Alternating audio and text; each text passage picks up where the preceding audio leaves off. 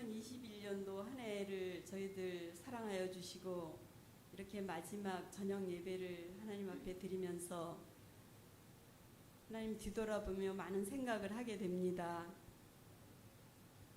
하나님 경험하지 못한 환경 속에서 하나님의 뜻을, 하나님의 마음을 헤아리기보다는 급한 대로 허둥지둥 살면서 우리의 마음과 생각이 앞섰던 부분들이 정말 많았음을 하나님 앞에 고백합니다.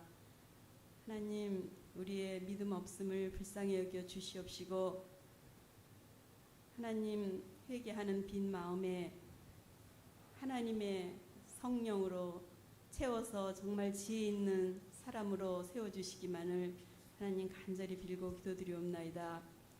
저희들 대림절을 보내면서 하나님, 자기의 하나님 약한 점, 부족한 점들을 주님 앞에 고백하며 새롭게 오실 주님을 하나님 마음속에 간절히 사모하는 가운데 하나님 새로운 주님을 만났습니다. 그 주님으로 인하여 2022년도 새로운 한 해를 주님과 함께 시작하게 인도하여 주시옵소서. 하나님, 신앙의 우리가 기본은 하나님 영혼 구원이라고 하였사오매 먼저 하나님 신앙 고백을 주님 앞에 간절한 마음으로 드릴 수 있도록 주님 도와주시옵소서. 십자가의 피 흘리심이 하나님 나의 죄를 인함이고 나를 자녀 삼기 위함임을 다시 한번 주님 앞에 고백하며 영접하는 자, 그 이름을 믿는 자들에게는 하나님의 자녀의 권세를 주셨음을 감사합니다. 마음으로 믿어 의에 이르고 입으로 시인하여 구원에 이른다는 주님의 말씀 기억합니다. 다른 이로서는 구원받을 만한 이름을 우리에게 주지 않으셨다는 그 말씀 저희들 기억합니다. 하나님, 이 신앙을 기본으로 2022년도에는 하나님 좀 더 하나님의 자녀로서의 참된 삶을 하나님 누릴 수 있도록 하나님 도와주시옵소서. 우리가 어디서부터 왔기에 어디로 갈 것이 있음을 저희들은 압니다. 그것이 우리의 소망이요 우리의 정말 삶의 끝인 줄을 저희들 압니다. 하나님, 소망 가운데 날마다 즐거워하게 하여 주시고 어떠한 환경과 여건이 올지라도 함께 하시는 주님으로 인하여 날마다 기뻐하게 하여 주시고 하나님, 주님 앞에 영광된 삶을 올려드릴 수 있도록 우리의 삶을 주관하여 주시기만을 간절히 빌고 기도드리옵나이다. 그래서 우리는 무사람들이 알지 못하는 크고 비밀한 것을 간직한 사람들이기에 사나 죽으나 주님의 것임을 고백하고 하나님 어떠한 절망 속에서도 하나님 그 비밀을 간직한 기쁨을 누릴 수 있는 저희들 될 수 있도록 하나님께서 인도하여 주시옵소서. 젊은이들이 하나님 소망을 잃고 있습니까? 하나님 그들에게 하나님 찾아가 주셔서 하나님으로 인하여 다시 한번 하나님 자존감을 높이고 하나님 이 세상을 이길 수 있는 믿음으로 하나님 덧입혀 주시기만을 간절히 소원합니다. 하나님, 곳곳에 세워주신 하나님 교회 수만큼이나 하나님 정말 믿는 자들이 하나님 이 사회의 역할을 감당하고 있는지, 정말 주님의 생명으로 살아가고 있는지 하나님 뒤돌아볼 수 있게 하나님께서 인도하여 주시고, 하나님께서 정말 이 땅에 하나님 복음을 주셨고 하나님 정말 믿음의 그 선배님들로 인하여 우리가 정말 많은 것들을 누리고 하나님 행복하게 살아갑니다. 그러나 하나님 그것을 아는 우리조차도 하나님 앞에 감사하기보다는 하나님 정말 우리의 욕심으로 살아갑니다. 그러나 하나님 그것조차 하나님의 은혜인지 모르고 살아가는 하나님 이제 복음으로 하나님 이렇게 후진된 하나님 이 나라 이민족들에게 하나님 다시 한번 깨어질 수 있는 이 코로나 하나님 이런 것들을 통해서 하나님의 귀한 섭리와 귀한 사랑과 뜻을 발견할 수 있는 계기가 될 수 있도록 하나님께서 인도하여 주시옵소서. 하나님, 그래서 우리가 정말 믿음의 선배들로부터 좋은 것들을 받아서 누렸듯이 우리 믿음의 정말 후배들에게 하나님 좀 더 좋은 하나님 여건과 환경을 하나님 나라를 물려줄 수 있는 우리의 신앙이 될 수 있도록 아버지 인도하여 주시옵소서. 하나님, 대선을 놓고 하나님 저희들 기도하며 하나님 이렇게 혼란 속에 저희들 있습니다. 그러나 하나님께서 다윗을 만났을 때 남의 합한 자라고 하나님 해서 하나님 세우셨듯이 하나님께서는 계획이 있을 줄 압니다. 많은 사람들이 자기 인양하지만 하나님께서 정말 합당하게 쓰실 하나님 지도자를 하나님 계획하고 계신 줄 믿습니다. 하나님 정말 하나님께서 예비한 자가 하나님 이 나라를 다스릴 수 있도록 하나님께서 인도하여 주셔서 하나님 나라로 하나님 뜻으로 하나님 이 나라가 회복되어질 수 있게 하나님께서 도와주시고 하나님의 창조 질서가 성립됨으로 말미암아 하나님 모든 것들이 원활하게 회복될 수 있는 이 나라 땅이 이 나라 민족이 될 수 있도록 하나님 역사하여 주시고 인도하여 주시옵소서. 하나님 우리 통영교회를 사랑하여 주심을 하나님 감사를 드립니다. 하나님 그러나 이 어려운 때 하나님의 정말 목소리와 하나님의 음성을 듣게 하여 주셔서 부족하지만 우리가 서로 격려하며 사랑하며 하나님이 중보하며 그래서 하나님의 뜻을 이룰 수 있는 우리 통영교회가 되게 주님 인도하여 주시고 함께하여 주시옵소서. 하나님 이 시간 저희들 말씀을 듣습니다. 세워주신 전도사님 감사합니다. 우리의 마음밭이 하나님 정말 가시덤불로 하나님 쌓이지 않게 하여 주시고 옥토밭으로 하나님 되어져서 단에서 하나님 내려지는 그 말씀이 하나님 우리 마음속에 정말 주님의 생명으로 역사할 수 있는 귀한 시간 되게 하나님께서 인도하여 주시옵소서. 시간마다 하나님 은혜 주심을 감사드리며 이 시간도 온전히 주님 영광 받아 주시옵소서. 은혜의 시간 되기를 간절히 소원하며 우리를 지금도 사랑하여 주시는 예수 그리스도 이름 받들어 감사기도 드리옵나이다. 아멘.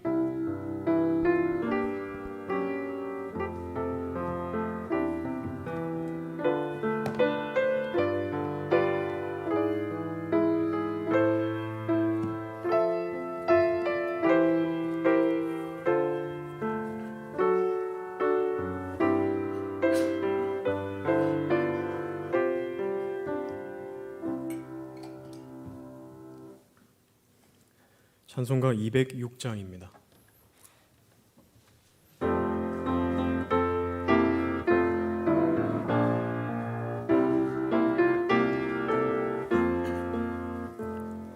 주님의 귀한 말씀은 내 발의 빛이요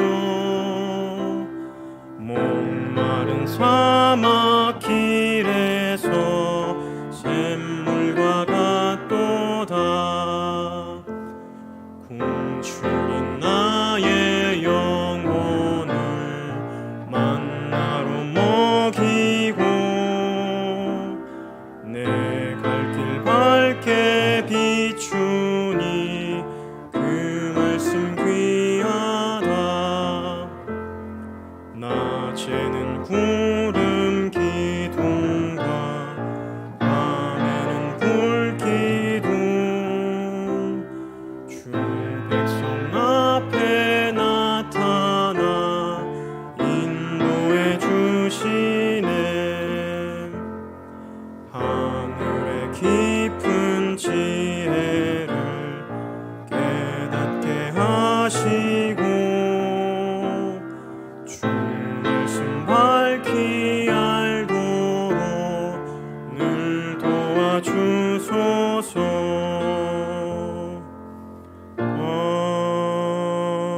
아멘.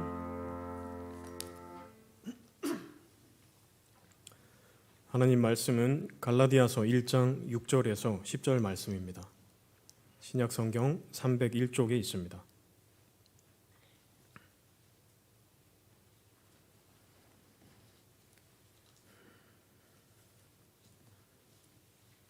교독하여 읽고 마지막 절은 함께 읽겠습니다. 그리스도의 은혜로 너희를 부르신 이를 이같이 속히 떠나 다른 복음을 따르는 것을 내가 이상하게 여기노라.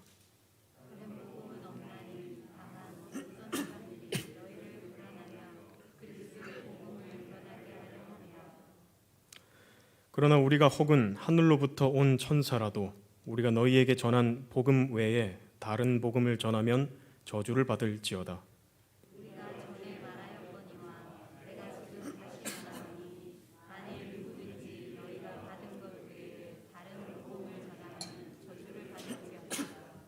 함께 읽겠습니다. 이제 내가 사람들에게 좋게 하랴 하나님께 좋게 하랴 사람에게 기쁨을 구하랴 내가 지금까지 사람들의 기쁨을 구하였다면 그리스도의 종이 아니니라. 아멘. 기도하겠습니다. 자비로우신 하나님 아버지, 이 시간 함께 말씀을 나눕니다. 성령 하나님 임재하셔서 기록된 말씀이 우리 마음속에 살아 우리의 영혼을 변화시키고 삶을 더 낮게 인도하는 귀한 일 있게 하옵소서. 예수님의 이름으로 기도드립니다. 아멘.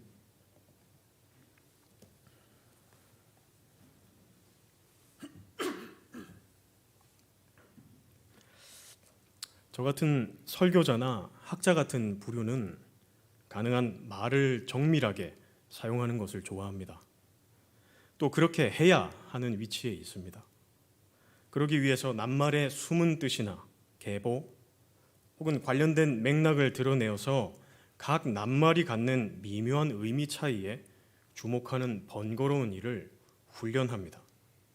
말이란 그저 사전적인 의미로 쓰이는 것이 아니기 때문에 이런 작업이 반드시 필요한 것이죠. 때때로 이런 일은 삶과 괴리된 따분한 전문 분야가 되기도 합니다. 그렇지만 어떤 때에는 이런 따분한 일을 통해서 발견되거나 복원된 의미가 상투적인 관습과 일상을 일깨우는 경종의 역할을 하기도 합니다. 예로 성서라는 말과 성경이란 말 두 가지를 살펴보겠습니다. 한 종교신문에서 이 말들을 비교한 기사가 있어서 요약을 해서 알려드리겠습니다. 두 낱말은 모두 우리가 갖고 있는 이 책을 가리킵니다.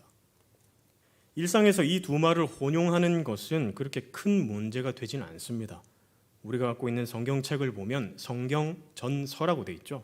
그래서 경과 서를 우리는 혼용하여서 사용해 왔습니다. 하지만 이 말들에 간섭하고 있는 전 역사를 헤아려 보면 두 말의 차이는 단순히 가소롭게 여겨서 넘길 것은 아닙니다. 글자 그대로 보아서 성서는 거룩한 책이라는 뜻입니다. 반면 성경은 거룩한 경전이라는 뜻입니다.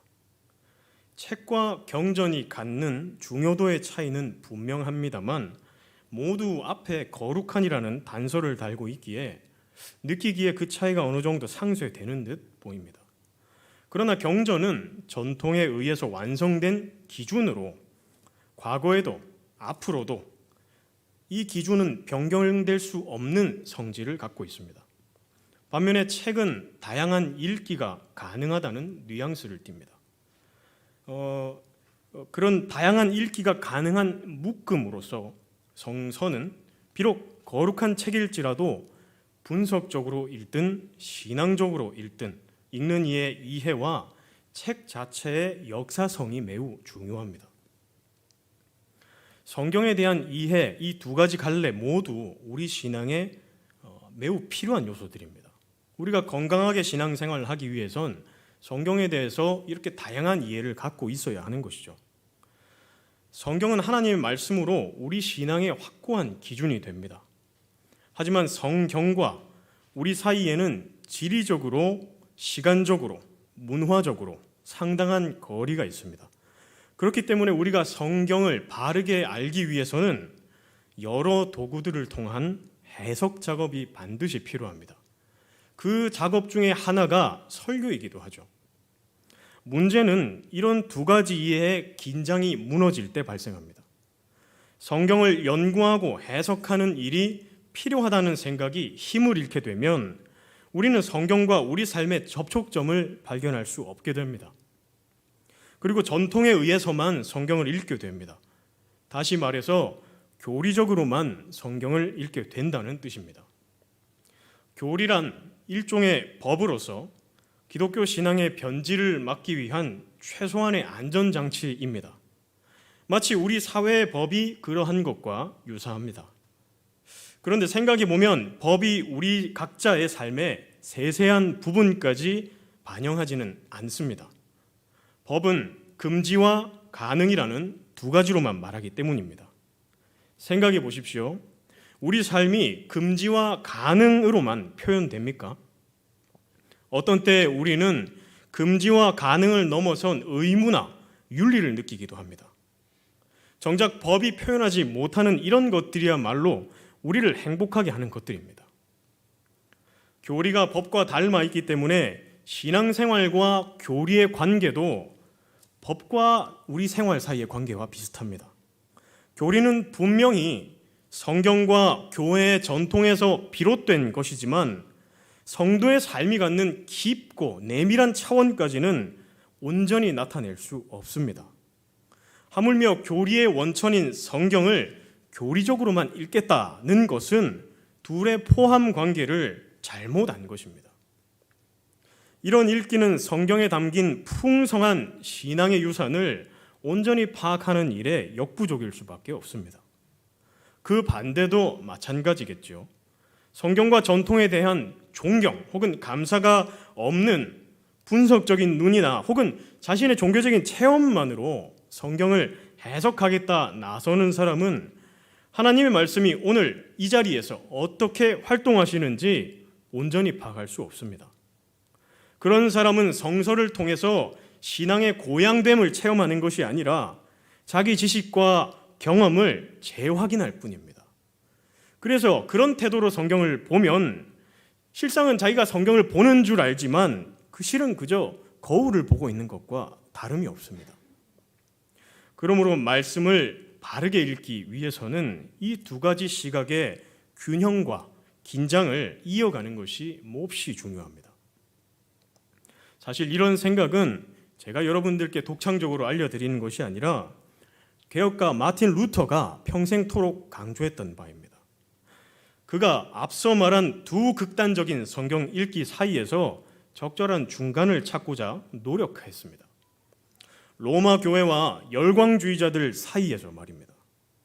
로마 교회는 교회가 정경을 확정했으므로 교회의 권위와 전통, 관습에 따라서 성경을 해석하는 것이 순서가 맞다고 봤습니다. 부분적으로는 어느 정도 타당한 말일 수 있습니다. 역사의 한 면을 떼어놓고 거기다 프레임을 씌우면 교회가 정경을 확정한 게 맞죠. 그래서 교회의 권위에 따라서 정경을 해석하는 게 일면 타당하기도 합니다. 그런데 루터는 여기에 반박하기 위해서 더 근원적인 것으로 가보자 제안합니다. 교회의 전통보다 더 앞서가면 뭐가 있을까요? 교회가 정경을 확정하는 그 순간보다 더 거슬러 올라가면 근원에 뭐가 있을까요? 더 올라가면 사도들의 증언이 있겠죠. 교회는 사도들의 증언으로 비롯되지 않습니까? 그래서 우리가 이단을 판별할 때 교회 사도성이 있느냐라는 걸 분명히 따집니다. 교회 근원은 이제 사도들의 증언입니다. 그럼 사도들의 그 선포와 증언은 어디서 비롯됐을까요? 그리스도지 않습니까? 그래서 이런 것까지 우리가 추적한다면 성경을 심오한 영적인 책으로 봐야 한다라고 루터는 주장합니다. 그는 성경에는 눈에 보이는 글자 너머가 있으며 그 너머에 있는 것은 곧 복음, 다시 말해서 예수 그리스도라고 말합니다. 이 복음이 교회를 만들었으므로 교회는 성경을 전통으로 올가맬 것이 아니라 오히려 성경 속의 성경, 말씀 중의 말씀, 말씀 중의 알맹이, 곧 복음에 따라서 교육받고 견제받아야 된다라고 얘기했습니다. 그러므로 성경은 전통이 해석한 바에 따라 읽을 것이 아니라 그 속에서 그 메시지와 만나기 위해서, 그리스도와 만나기 위해서 분투하며 읽어야 하는 책인 것입니다. 이런 뜻에서 루터는 다음과 같은 말을 했습니다. 하나님의 말씀은 성경 안에 있다. 하나님의 말씀은 성경 안에 있다. 하나님의 말씀은 성경이다. 성경은 하나님의 말씀이다 라고 말하지 않고 하나님의 말씀, 곧 복음의 정수는 성경 안에 있다. 이렇게 얘기했습니다. 여기서 우리는 루터가 굳이 안에 있다라는 말을 사용한 것에 주목해야 됩니다. 이 말은 성경의 권위가 책 자체, 우리가 보는 글자 자체에 있는 것이 아니라 오직 예수 그리스도에게서 비롯된다는 사실을 거듭 강조하는 얘기입니다. 그렇기 때문에 우리는 성경을 읽으면서 그 너머에 있는 근본적인 기준, 교회의 유일한 원천과 기준을 알기 위해서 노력해야 합니다. 반면에 열광주의자들은 성경을 성령의 감동으로 봐야 한다 이렇게 말했습니다. 그래서 모든 전통을 이 사람들은 깡그리 무시했습니다. 이에 대한 루터의 대답도 로마 교회에 대한 대답과 매한가지였습니다. 성경이 영적인 책이라는 의미는 그 속에 보이는 글자 외에 하나님의 말씀이라는 더욱 심오한 차원이 있기에 전통에 구속받지 않은 치열한 해석이 필요하다, 이런 뜻이었지 않습니까? 마찬가지로 자기의 종교적 체험에 따라 마음대로 읽으려 해서는 안 된다는 것입니다. 이것은 그런 치열하고 어느 정도 객관성이 보장된 해석이 필요한 책이기 때문입니다. 결국 성경이 읽기에 있어서 루터에게 중요한 것은 성경의 권위가 어디서 오는지를 바르게 아는 데 있습니다. 즉 기독교의 알맹이인 사도들의 선포가 교회와 성경을 만들었으므로 이 핵심을 잘 붙잡는다면 바른 말씀 읽기가 가능하다는 겁니다. 루터가 이처럼 전통에도 구속받지 않고 한편으로 루터가 말한 자유를 남용했던 열광주의자들에게도 구속받지 않고 여기에도 종속되지 않고 자기의 태도를 유지할 수 있었던 비결이 뭘까요? 그것은 종교개혁을 실행할 수 있었던 이유와도 같습니다. 바로 그가 그리스도인의 자유에 사로잡혔던 사람이기 때문입니다. 루터는 그리고 이 자유를 바로 오늘 우리가 읽은 갈라디아서에서 찾았습니다. 일반적으로 우리가 루터를 연구를 하면 입구에서 마주하는 책이 로마서죠. 물론 그 루터를 이해하는 데 있어서 로마서를 면밀하게 읽는 것이 몹시 중요합니다. 하지만 로마서에서 비롯된 루터의 생각은 갈라디아서 주석을 하는 데서 정점에 이릅니다. 그래서 루터의 체계적이고 완성된 신학을 엿보기 위해서는 갈라디아서를 따라 읽는 것이 몹시 중요합니다. 갈라디아서는 갈라디아 지역 교회들에게 보낸 책입니다. 이 교회들은 심각한 문제를 안고 있었습니다. 그 문제란 율법주의자들이 바울이 그곳에 없는 틈을 타서 교인들에게 율법을 지켜야 되며 특히 여기서 할례를 받아야만 한다. 그리고 구원의 여부가 이 할례의 여부와 같다. 이렇게 얘기했습니다. 바울이 없는 틈에 나타나서 권위를 가지고 얘기를 하니까 갈라디아에 있는 교인들이 혼란에 빠졌습니다. 그래서 교회가 이제 풍전등화의 상황이 된 것이죠. 그래서 이 바울이 이 편지를 써서 그 혼란을 다스리려고 했습니다. 그는 그리스도를 믿는 자는 그 믿음을 통해서 자유를 얻고 이 자유가 사랑을 실천하는 일로 성도를 이끈다 선포했습니다. 중요한 것은 할례나 무할례가 아니라 율법과 복음의 알맹이를 은혜로 믿고 아는 것을 말합니다. 이 핵심을 잃어버린 채 율법의 형식만 강조하는 일은 하나님의 언약은 망각한 채 언약의 완성까지 잘 견딜 것을 당부하는 율법의 껍데기만 붙들고 있을 그런 어리석은 행동이다 라고 바울이 비판하고 있습니다. 그러므로 율법의 껍데기만을 따르는 삶은 종살이하는 것과 다를 바 없는 굴욕적인 신앙이다 이렇게 설명하고 있습니다. 바울이 율법과 믿음을 두고 애쓴 것은 단지 현학적인 문제를 정리하기 위함이 아니었습니다. 바울이 이것 때문에 몹시 힘든 삶을 살지 않았습니까? 바울이 살았던 당시에 이것은 개념의 문제가 아니라 삶의 문제였습니다. 이렇게 하면 공동체에 포함되고 저렇게 하면 공동체에서 배제를 받는 생사가 달린 문제였다는 뜻입니다. 그럼에도 그가 복음을 포기하지 않았다. 복음의 알맹이를 누차 강조하는 일을 포기하지 않았다. 우리는 생각해 봐야 합니다. 그래서 이렇게 믿고 저렇게 믿는 것이 삶을 송두리째 바꿔놓을 만큼 중요한 시대에 그는 이와 같이 말했다는 사실을 반드시 기억하시기 바랍니다. 그렇기에 루터는 바울의 편지를 제3자의 냉정한 시선으로 읽을 수 없었습니다. 그는 자기 상황과 바울의 상황을 연결지어가며 이 편지를 꾹꾹 눌러 읽었습니다. 그리고 이 편지에 담긴 복음의 핵심, 곧 그리스도인의 자유가 자기 시대에도 매우 중요한 주제임을 깨달았습니다. 루터 역시 바울처럼 신앙의 문제로 목숨까지 위협받아야 했다는 사실을 우리는 잘 알고 있습니다. 그 역시 바울처럼 자기가 성경에서 깨달은 바의 진실성을 사람들 앞에서 방어해야 했습니다. 투쟁과 핍박이 이어지는 피곤한 인생길에도 복음을 포기하지 않았던 바울의 삶에서 루터는 역시 자유로운 그리스도인의 갈 길을 여기서 본 것입니다. 루터는 바울 시대에 자유를 부정하는 사람들이 자기 시대에는 로마 교회로, 자유를 남용하는 사람들은 열광주의자로 이해했습니다. 이 두 오해를 극복하고 진정한 자유에 이르는 길은 오직 한 길, 복음의 핵심을 붙잡는 것이다 라고 생각했습니다. 이 길은 하나님의 말씀은 성경 안에 있다라는 말에서 온전히 압축적으로 표현되고 있습니다.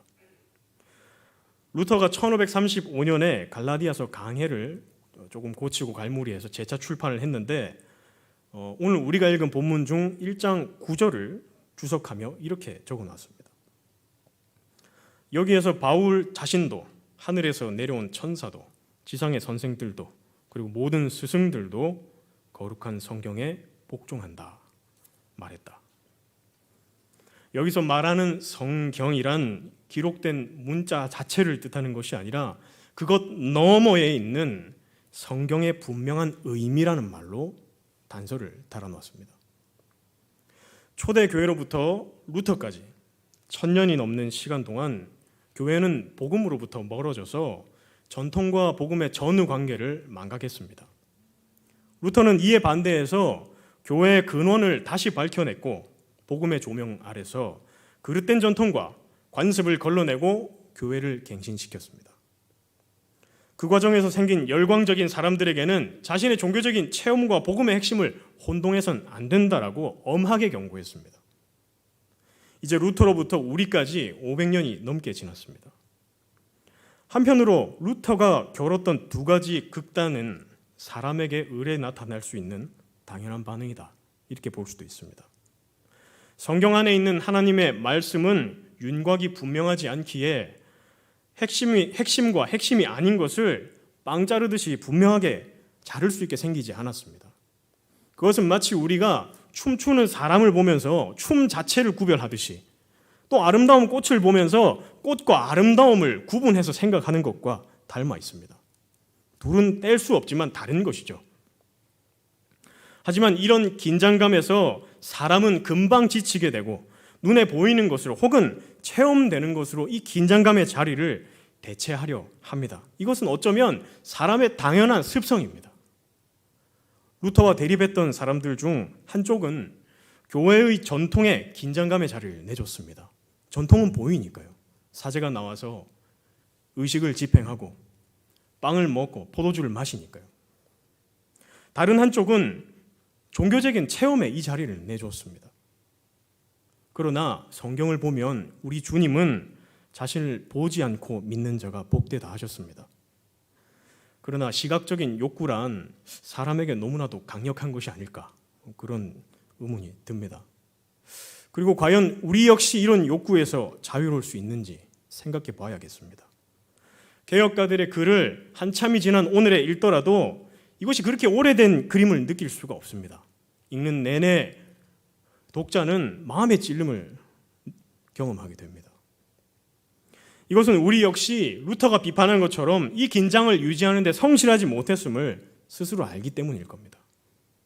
어떤 때에는 말씀이 우리에게 무엇을 명령하는가 보다 우리 사사로운 삶의 필요가 중요했으며, 어떤 때에는 말씀을 통해 이미 알고 있는 바를 확인받음으로써 안심하기를 바랐다는 혐의로부터 우리는 자유로울 수 없습니다. 복음 앞에서 우리의 양심은 이미 우리 자신을 문제 삼고 있습니다. 설교자로서 말씀을 준비하다 보면 매번 상당한 시간과 노력이 듭니다. 하지만 이런 것은 다른 사람들이 자기 직업 속에서 소명을 완수해 나가는 것과 다를 바가 없습니다.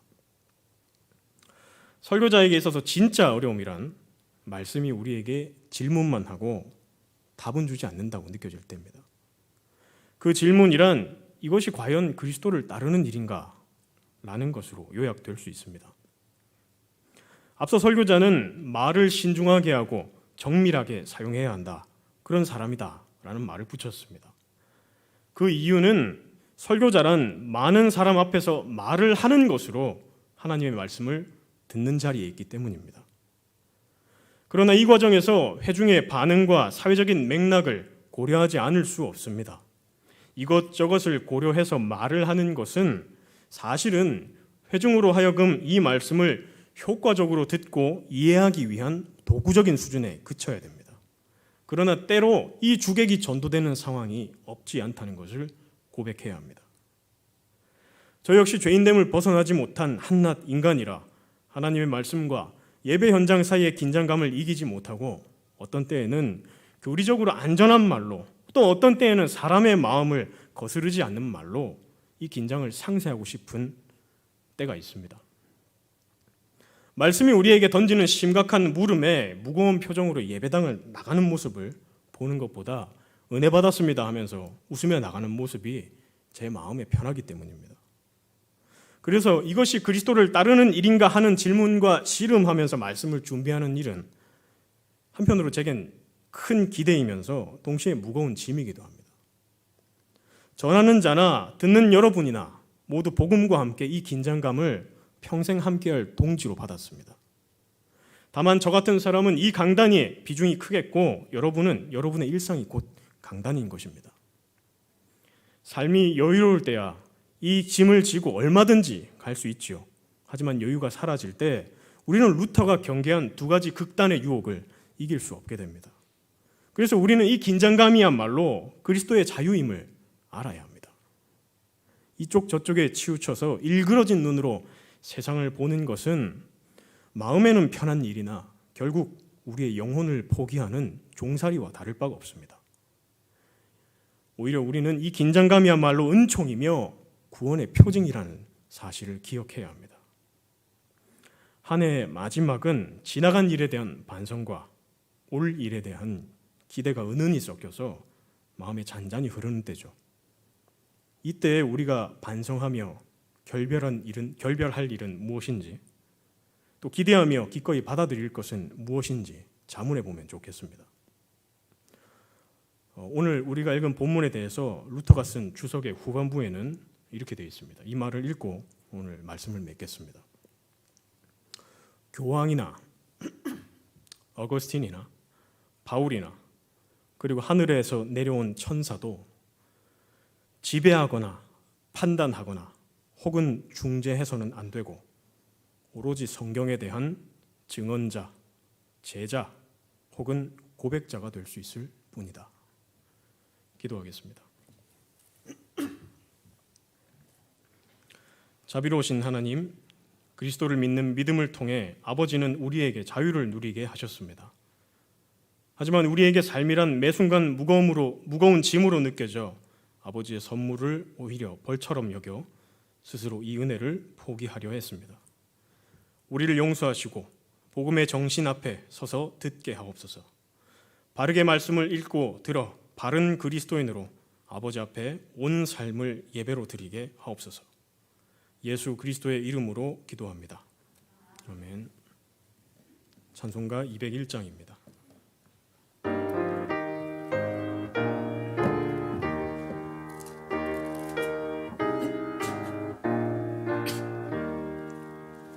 참 사람 되신 말씀 하늘의 지혜요 변하지 않는 진리 온 세상 빛이라 주 말씀 성경에서 찬란히 빛나고 내 길에 등불되니 늘 찬송하리라. 주께서 세운 교회 이 말씀 받아서 그 귀한 빛을 비춰 온 세상 밝힌다. 귀중한 성경 말씀 금보다 귀하고 주님의 귀한 모습 잘 드러내도다. 이 말씀 깃발처럼 드높이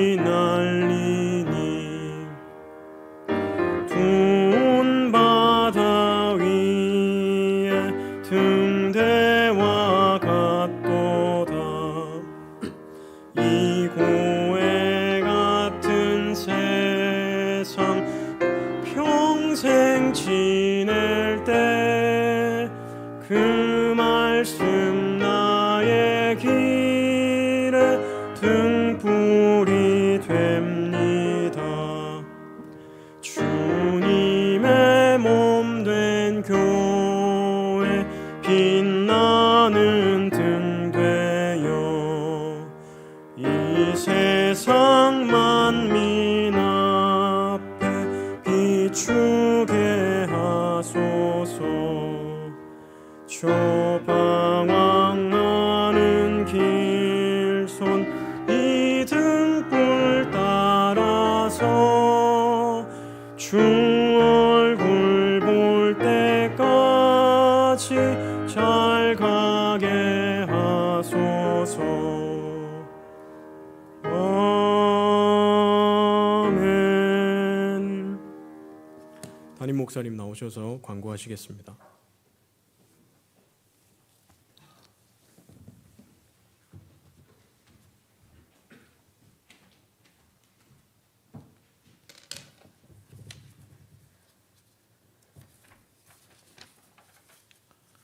네, 교회 소식 전하겠습니다. 오늘 2021년 마지막 주일이 지나고 있습니다. 이 한 주간은 하나님 앞에서 지난 시간들을 잘 묵상하시고 새해에 대한 소망을 가지시기를 바랍니다. 12월 31일 금요일 11시 30분입니다. 송구영신 예배가 본당에서 있습니다. 새해의 기도 제목은 원하시는 분들만 하시면 됩니다. 여러분 기도 카드가 필경대에 준비되어 있으니 기도 제목 카드 내주시면 또 제가 여러분들 위해서 기도하도록 하겠습니다. 다음 주일 2부 예배 후에 정기 재직회로 모입니다.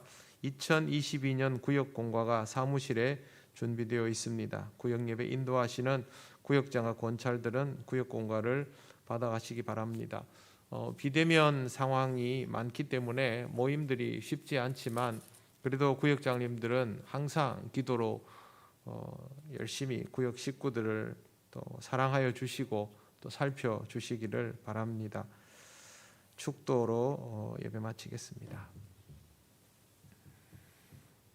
우리 주 예수 그리스도의 크신 은혜와 하나님 아버지의 놀라우신 사랑과 성령님의 교통하시고 인도하여 주심이 주님 주신 귀한 복음을 통하여 누리는 자유로 영적 긴장을 유지하며 복음을 향하여 더욱 가까이 나가기를 원하는 우리 통영교회 모든 권속들 위해 영원토록 함께 하시기를 간절히 축원하옵나이다. 아멘.